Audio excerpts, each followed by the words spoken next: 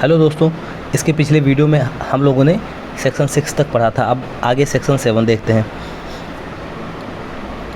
Section 7 है लैंगिक हमला। अब इसका क्या मतलब होता है, चलिए देख लेते हैं। जो कोई लैंगिक आशय से किसी बालक की योनि, लिंग, गुदा या स्तनों को स्पर्श करता है या बालक से ऐसे किसी व्यक्ति या किसी अन्य व्यक्ति की योनि, लिंग, गुदा या स्तन को स्पर्श कराता है, चाहे तो वह स्वयं करता है या किसी अन्य व्यक्ति से बालक के योनि, लिंग, गुदा या स्तनों को स्पर्श कराता है, या लैंगिक आशय से ऐसा कोई अन्य कार्य करता है, चाहे तो स्पर्श कराता है या ऐसा कोई काम करता है जिसमें प्रवेशन किए बिना शारीरिक संपर्क अंतर्ग्रस्त होता है। ठीक है, चाहे तो वो संपर्क करता है या टच करता है या बिना टच किए ऐसा कोई काम करता है जिसमें शारीरिक संपर्क सम्मिलित होता है, तो लैंगिक हमला कहलाता है। ठीक है, तो ऐसा कहा जाता है कि वो व्यक्ति लैंगिक हमला करता है। अब इसके लिए दंड सेक्शन 8 में दिया गया है। इसके लिए दंड है कि जो कोई लैंगिक हमला करेगा वह दोनों में से किसी भांति के, अब दोनों में से किसी भांति के क्या मतलब है, चाहे वो कठोर हो चाहे सादा। ठीक है, इसका मतलब ये है कठोर या सादा, दोनों में से किसी बात के कारावास से जिसकी अवधि 3 वर्ष से कम की नहीं होगी, मतलब मिनिमम 3 वर्ष होगी और 5 वर्ष तक हो सकेगी। मिनिमम 3 मैक्सिमम 5, यानी 3 से लेके 5 तक मैं लिखा हूँ, देख लीजिए, 3 से 5 वर्ष तक प्लस जुर्माना। तो लैंगिक हमला का क्या मतलब समझे, जो कोई लैंगिक आशय से बालक की योनि, लिंग, गुदा, स्तनों को स्पर्श करता है या किसी अन्य व्यक्ति से ऐसा करने के लिए कहता है कि बालक के साथ ऐसा करो, या बिना टच किए या मतलब बिना प्रवेशन किए, मतलब बिना प्रवेशन, मैंने आपको पिछली वीडियो में बता दिया था प्रवेशन का मतलब क्या होता है। प्रवेशन का मतलब होता है प्रवेश कराना, बिना प्रवेश कराए शारीरिक संपर्क अंतर्ग्रस्त होता है, मतलब सम्मिलित होता है, लैंगिक हमला करता है या कहा जाता है। ठीक है, जो कोई व्यक्ति चाहे स्वयं या किसी अन्य व्यक्ति से किसी बालक के साथ या किसी बालक की योनि, लिंग, गुदा, स्तनों को स्पर्श करता है या अन्य से कराता है, तो ऐसा कहा जाता है कि वो लैंगिक हमला करता है। और लैंगिक हमला के लिए मिनिमम 3 वर्ष और मैक्सिमम 5 वर्ष की सज़ा का प्रावधान है, प्लस जुर्माना भी है। और ये दंड इसका धारा 8 में दिया गया है। पता है इसकी खास बात यह है कि जो अपराध है उसी के अगले सेक्शन में दंड दिया गया है। पॉक्सो की एक खास बात है। ठीक है, जैसे 7 में अपराध है, 8 में दंड है, और 5 में अपराध है, 6 में दंड है, 3 में अपराध है, 4 में दंड है। ठीक है, अब 9वां देख लीजिए।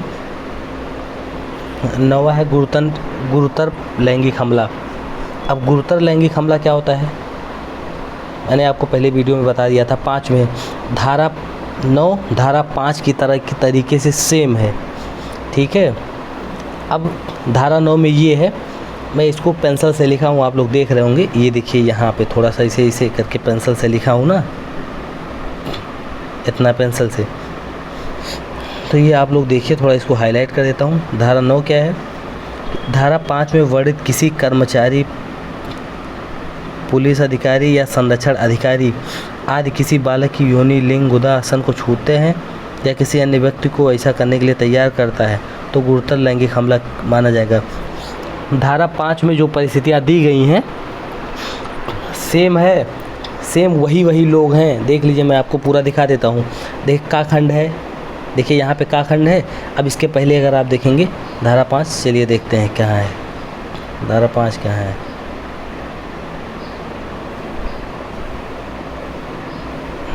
ये देखिए, यहाँ गुरुतर प्रवेशन लैंगिक हमला है, वहाँ गुरुतर लैंगिक हमला है। यहाँ प्रवेशन है मतलब अंदर घुसा देता है, ठीक है, मतलब प्रवेश करा देता है अपने लिंग को, और वहाँ पे प्रवेश नहीं कराता है 9 में। यही अंतर है सिर्फ, बाकी अधिकारी सेम है, मतलब कर्मचारी सेम है, जो भी है। तो धारा 9 क्या कहता है कि धारा 5 में वर्णित किसी कर्मचारी, पुलिस अधिकारी या संरक्षण अधिकारी आदि किसी बालक की यौन, लिंग, गुदा को छूते हैं या ऐसा किसी अन्य व्यक्ति को करने के लिए तैयार करते हैं, तो गुरुतर लैंगिक हमला माना जाएगा। ठीक है, खाली छूना, यहाँ प्रवेशन नहीं हो रहा है, तो उसके लिए दंड किसका कितना है तो धारा 10 में दिया गया है इसके लिए दंड। इसके लिए दंड है 5 वर्ष मिनिमम है और 7 वर्ष मैक्सिमम है। 5 से 7 वर्ष प्लस जुर्माना। ठीक है, आप लोग इसको देख लीजिएगा, बहुत टफ नहीं है, ये सेम है 5 की तरीके से। 5 में जो भी ऑफिसर वर्णित है यहाँ भी वही ऑफिसर हैं, वही भी कर्मचारी हैं कि लोक सेवक वही लोग हैं कि लोक सेवक होते हुए जो कोई, जैसे वहाँ पे था लोक सेवक होते हुए जो कोई किसी बालक के साथ परिस्थितियाँ दी गई थी कि ये काम करता है तो वो प्रवेशन लैंगिक हमला माना जाएगा। यहाँ पर परिस्थितियाँ दी गई हैं कि ऐसे ऐसे ये लोग इसी जगह पर अगर खाली बालक की योनि लिंग गुदा या स्तन को छूते खाली हैं, यहाँ पर छूना है, यहाँ पर टच करना है, वहाँ पर प्रवेश कराना था, इतना ही अंतर है। ठीक है, धारा 5 में प्रवेश करा रहा था और धारा 9 में खाली छू रहा था। और तो धारा 5 में 20 वर्ष का कारावास था। आप देख लीजिए धारा 5 के लिए, धारा 5 अपराध है तो उसके लिए दंड धारा 6 में है, ये देख लीजिए। गुरुतर प्रवेशन लैंगिक हमला के लिए 20 वर्ष से लेकर आजीवन कारावास तक दंड का प्रावधान है प्लस जुर्माना है या फिर मृत्युदंड होगा।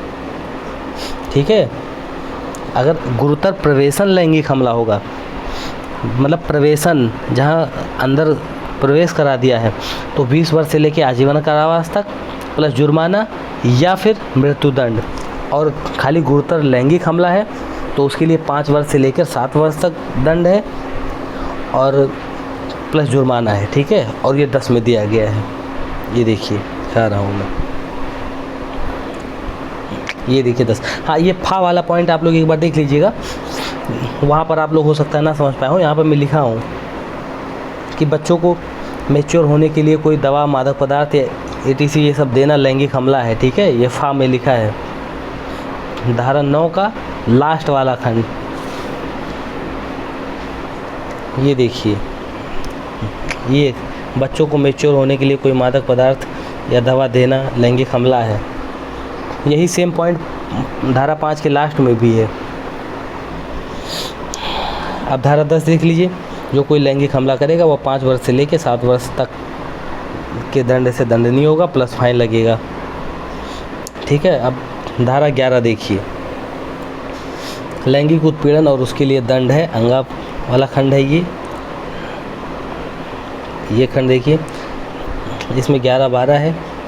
धारा 11 क्या है, कोई व्यक्ति किसी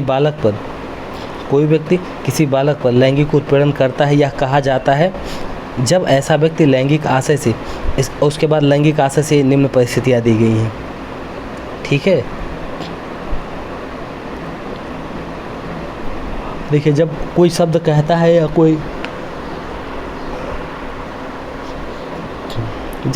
कोई शब्द कहता है या कोई ध्वनि या अंग विक्षेप करता है। अंग विक्षेप का मतलब गेस्चर, मतलब हाथ हिला के, जैसे मान लीजिए कि हाथ हिला के कोई इशारा करता है। ठीक है, कोई इशारा करना, यहाँ पे लिखा हूँ मैं कि बालों को सुनाने या दिखाने के लिए कोई शब्द कहना या इशारा करना या शरीर का कोई भाग दिखाना। हाँ, जब शरीर का कोई भाग दिखाने का क्या मतलब, कोई हाथ दिखाए चाहे अपना पेनिस दिखा के कहे, भाई ऐसा होता है, ऐसे केसेस हैं। तो कोई शब्द कहता है या कोई ध्वनि या कोई अंग विक्षेप करता है या कोई वस्तु या शरीर का भाग इस आशय के साथ दिखाता है, प्रदर्शित करता है, मतलब दिखाता है कि बालक द्वारा ऐसे शब्द ध्वनि सुनी जाएगी या ऐसा अंग विक्षेप या वस्तु या शरीर का भाग देखा जाएगा। और कोई शब्द कहा जाता है, कोई ध्वनि निकाली जाती है, कोई अंग विक्षेप किया जाता है या शरीर का कोई भाग दिखाया जाता है, वो भी इस आशय के साथ कि बालक ऐसा शब्द सुनेगा, ऐसी ध्वनि सुनेगा, ऐसा अंग विक्षेप देखेगा या ऐसा शरीर का भाग देखेगा, इस आशय से तो लैंगिक उत्पीड़न माना जाएगा। ठीक है, अब दूसरा खंड ये है कि किसी बालक को उसके शरीर या उसके शरीर का कोई भाग प्रदर्शित करवाता है। मान लीजिए वीडियो कॉल करता है और उससे कहता है चलो खोल के दिखाओ अपना सब कुछ तो भैया ये है जिससे उसको ऐसे व्यक्ति या किसी अन्य व्यक्ति द्वारा देखा जा सके। ठीक है, वीडियो कॉल पे चाहे वो व्यक्ति देखे चाहे किसी और को दिखाए तो भी लैंगिक उत्पीड़न माना जाएगा। अब अश्लील प्रयोजन के लिए किसी प्रारूप या मीडिया में किसी बालक को कोई वस्तु दिखाता है, मान लीजिए मोबाइल में सेक्स वीडियो दिखाता है, इसका बेस्ट एग्जाम्पल है, ठीक है। अश्लील प्रयोजन के लिए मतलब सेक्स करने के लिए या सेक्सुअल इंटेंशन से किसी बालक को किसी प्रारूप में, किसी भी प्रारूप में या मीडिया में, चाहे वो फ़ोटो दिखाता है, ऐसे हाथ में फिजिकल फ़ोटो लेके दिखाता है या मोबाइल में दिखाता है कोई वीडियो फ़ोटो, ये सब तो भी लैंगिक हमला, लैंगिक उत्पीड़न माना जाएगा। अब चौथा परिस्थिति है, बालक को या तो सीधे या इलेक्ट्रॉनिक अंकीय मतलब डिजिटल, इसका मतलब होता है डिजिटल, अंकीय मतलब डिजिटल, या किसी अन्य साधनों के माध्यम से बार बार या निरंतर पीछा करता रहता है या देखता है या संपर्क करता है। मान लीजिए आपके बालक के मोबाइल पे ईमेल बार बार भेजता है, उसके व्हाट्सएप पे बार बार मैसेज करता है, ठीक है, या उसको बार बार फॉलो करने की कोशिश करता है या उसको बार बार देखता है, तो भैया ये भी लैंगिक उत्पीड़न माना जाएगा। आप लोग सोच लीजिए, बार बार व्हाट्सएप पे मैसेज करना भी लैंगिक उत्पीड़न माना जाएगा किसी बालक के मैसेज पे। बालक का मतलब ये नहीं कि ठीक है आप किसी के भी मोबाइल पे मैसेज बार बार भेज के उसको परेशान करेंगे तो वो अपराध है, लेकिन वो पॉक्सो एक्ट के अंतर्गत गवर्न नहीं होगा, ठीक है। अगर आप किसी बालक के साथ कोई ऐसा अपराध करते हैं तभी वो पॉक्सो एक्ट के से गवर्न होगा। चलिए 5वीं परिस्थिति देखते हैं, बालक के शरीर या किसी भाग या बालक को लैंगिक कृत्य में बालक के अंतर्ग्रस्त होने का इलेक्ट्रॉनिक, फिल्म, अंकीय या किसी अन्य पद्धति के माध्यम से वास्तविक या गढ़े गए चित्रण को मीडिया के किसी रूप में उपयोग करने की धमकी देता है। मान ली इसका बेस्ट एग्जांपल है कि वीडियो कॉल करके उसका स्क्रीन रिकॉर्ड कर लेना, उसके बाद उसको धमकी दे देना कि उसको धमकी देना बार बार कि हम इसको अपलोड कर देंगे गूगल पे, ठीक है, अपलोड कर देंगे या वायरल कर देंगे या कहीं किसी को भेज देंगे, ये धमकी देना इसका बेस्ट एग्जांपल है कि बालक के किसी शरीर या भाग को लैंगिक कृत्य में बालक के अंतर्ग्रस्त होने का, मतलब मान लो या बालक किसी के साथ कोई फिजिकल एक्टिविटी कर रहा है, सेक्सुअल एक्टिविटी कर रहा है, उसको रिकॉर्ड कर लेना या खुद ही फंसा के ऐसा करना, या मान लो नहा रहा है, नहाते हुए वीडियो बना लेना, उसके बाद उसको मीडिया में प्रसारित करना, ये बेस्ट एग्जांपल है।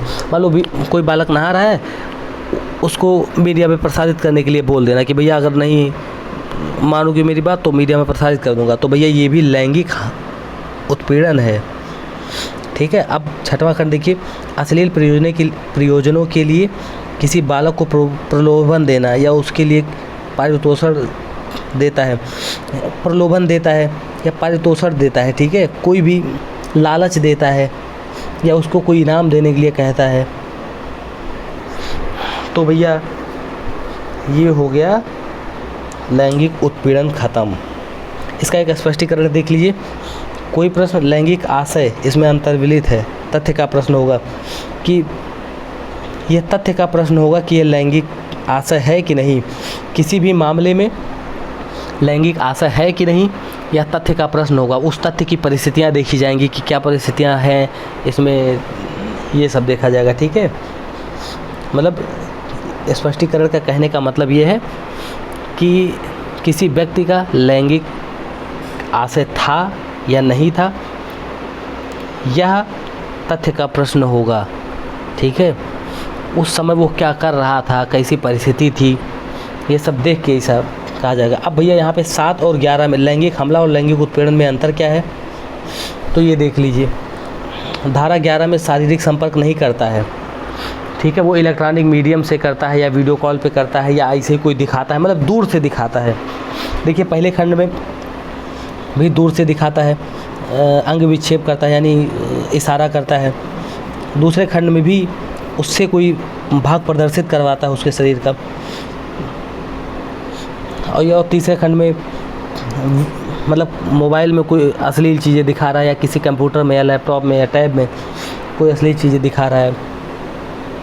और चौथे खंड में है भैया कि अंकीय, ये मतलब किसी भी व्हाट्सएप के माध्यम से बार बार निरंतर पीछा कर रहा है या कोई मैसेज कर रहा है, ठीक है। तो इसमें कहीं भी धारा 11 के किसी भी खंड में किसी भी परिस्थिति में इसमें कुल मिलाकर 6 परिस्थिति दी गई हैं। 6 परिस्थिति में कहीं भी ये नहीं दिया गया है कि शारीरिक संपर्क करता है, और धारा 7 में शारीरिक संपर्क दिया गया है। ठीक है, धारा 7 और धारा 11 में यही अंतर है। लैंगिक उत्पीड़न, लैंगिक हमला में ये अंतर है कि धारा लैंगिक उत्पीड़न में शारीरिक संपर्क नहीं करता बल्कि दूर से करता है, और लैंगिक हमला में शारीरिक संपर्क करके यानी छू के या पकड़ के इसे करता है। ठीक है, अब भैया चलिए अगला देखते हैं, लैंगिक हमला उत्पीड़न के लिए दंड कितना है। तो इसका दंड धारा 12 में दिया गया है। लैंगिक उत्पीड़न के लिए जो कोई किसी बालक पर लैंगिक उत्पीड़न करेगा वह दोनों में से किसी भांति के कारावास से। अब दोनों में से किसी भांति के कारावास से का क्या मतलब भैया, यहाँ लिखा है देखिए, दोनों में से किसी भांति के कारावास से। अब दोनों में से किसी भांति के मतलब क्या है, मतलब दो, इसका मतलब 2 प्रकार के कारावास होते होंगे। हाँ, तो 2 प्रकार के कारावास होते हैं, एक कठोर एक सादा। कठोर कारावास में श्रम करना पड़ता है, श्रम यानी काम, श्रम करना पड़ता है, और सादा कारावास में काम नहीं करना पड़ता। तो दोनों में से किसी बात के कारावास से जिसकी अवधि 3 वर्ष तक हो सकेगी प्लस जुर्माना। ठीक है, तो 3 वर्ष तक कारावास प्लस जुर्माना ये होगा भैया। तो आप अगर किसी को व्हाट्सअप ज़्यादा कर रहे हैं, वीडियो कॉल पे सब कुछ देख रहे हैं भैया, तो बंद कर दीजिए। अरे मतलब ठीक है भाई, गलत तो है, चाहे वो बालिका हो, चाहे नाबालिग हो, चाहे ना हो, पर अगर आप ऐसा करते हैं भैया तो दंड के दायी होंगे।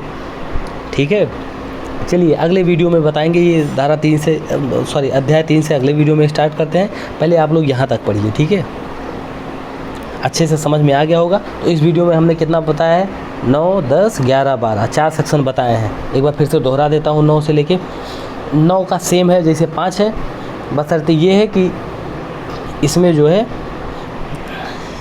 हम लैंगिक हमला है। ठीक है, उसमें प्रवेशन लैंगिक हमला था, तो उसमें दंड 20 साल, मिनिमम 20 साल था और आजीवन कारावास तक था। 20 साल से आजीवन कारावास तक था, प्लस जुर्माना था या फिर मृत्युदंड था। और इसमें दंड है 5 से 7 साल, 10 में दिया गया है इसका दंड, प्लस जुर्माना है। ठीक है, 9 में लैंगिक वो अपराध है और 10 में उसका दंड है। ये देखिए, गुरुतर लैंगिक हमले के लिए दंड 5 से 7 साल प्लस फाइन। धारा 11 क्या है, लैंगिक उत्पीड़न, जो कोई किसी बालक को कोई दिखाता है, सुनाता है, या कुछ भाग उससे प्रदर्शित करवाता है, या व्हाट्सएप पे वीडियो कॉल करके कुछ देखता है, आप समझ रहे हैं ना, मतलब इलेक्ट्रॉनिकली उसको छू कर नहीं, दूर से उससे किसी प्रकार से संपर्क करके ये सब करवाता है, तो वो लैंगिक उत्पीड़न कहा जाएगा। और लैंगिक उत्पीड़न यानी धारा 11 और 7 में अंतर भी मैंने बता दिया, इसका स्पष्टीकरण भी बता दिया, और उसके लिए दंड भी बता दिया कि 3 साल तक जेल हो सकती है और जुर्माना हो सकता है। ठीक है, ये देखिए, जुर्माना और जेल। तो चलिए यहाँ तक पढ़िए, अपना ख्याल रखिए, बाकी मिलते हैं अगले वीडियो में। जय हिंद।